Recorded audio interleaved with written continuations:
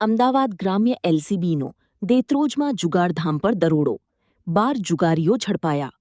અમદાવાદ ગ્રામ્ય local crime branch એલસીબીએ Detroj તાલુકાના બોસ્કા ગામમાં ગુપ્ત બાતમીના આધારે જુગારધામ પર દરોડો પાડી 12 જુગારીઓને રંગે હાથ ઝડપી પાડ્યા છે.